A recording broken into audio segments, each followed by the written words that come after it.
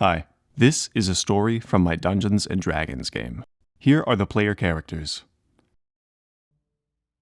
The party is hanging out in a tavern when they hear a town crier yell something that piques their interest.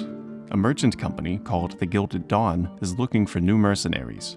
They ask a local for directions to the Gilded Dawn's building and head that way. They arrive at the large and elegant building and are directed to the office of a man named Paolo. He asks the party what their skill sets are, and they tell him that they're quite talented at killing. Paolo then tells them that before they can be recruited for regular work, they have to go on a ride-along with one of the Gilded Dawn's mercenaries and be vetted. In this case, it's an older man named Rufus. Paolo then briefs everyone on the mission. A very expensive teapot was being transported from a nearby town and was supposed to arrive here a week ago. So the party and Rufus's job will be to head to the neighboring town and look for any clues along the way.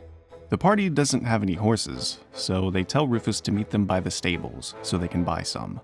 They head to the stables and pick out 3 horses. Franklin is a bit too heavy to ride a horse, so they also have to get him a cart. So the stable master sells them a cart and a lot of horse food.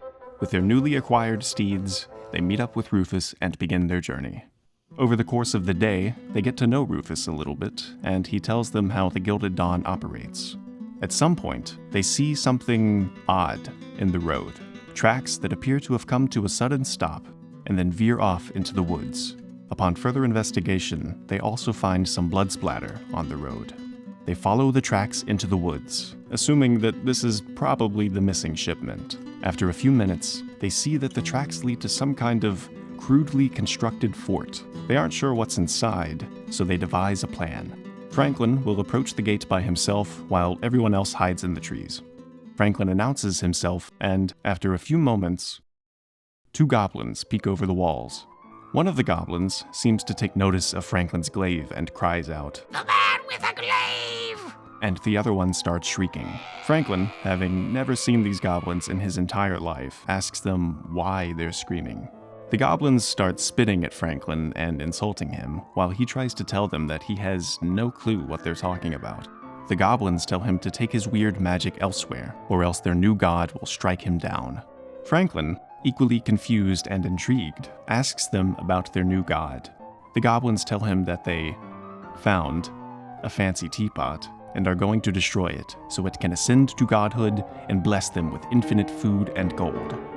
Franklin asks if he can see the teapot, and the goblins start hissing and spitting at him again. While Franklin and the goblins argue, Argo uses his wild shape to turn into a giant spider and sneakily approaches the fort from the side. He climbs the wall and opens the gate from the inside. Jim, Franklin, and Rufus charge in to confront the goblins. The goblins engage in a holy war to protect their soon-to-be god, and are swiftly struck down. All except one, a very strange goblin. Whenever someone would try to attack this goblin, they would come under some strange effect and end up praising it instead. The goblin takes this opportunity of confusion and runs into the woods. Jim tries to chase after him, but the goblin is too slippery and escapes. The party searches around for a bit and finds the 2 people who were originally transporting the teapot. They tell the party where the goblin stashed the teapot, and the party retrieves it perfectly intact. The guards ask if the party can escort them back to town, but Rufus tells them to kick rocks since they didn't do their job. With the teapot secured, the party and Rufus begin to head back to town. Rufus tells them that they did a good job and asks if they want to make a little extra gold. The party seems interested, so they ask what's up. Rufus tells them that shipments like this go missing from time to time and can't be recovered. Since Rufus is a trusted mercenary for the Gilded Dawn, they're going to get paid whether or not the item is found. He tells them that he knows a fence that would pay a pretty penny for the teapot, and he could cut the party in on the deal if they all agree to say that the teapot was lost.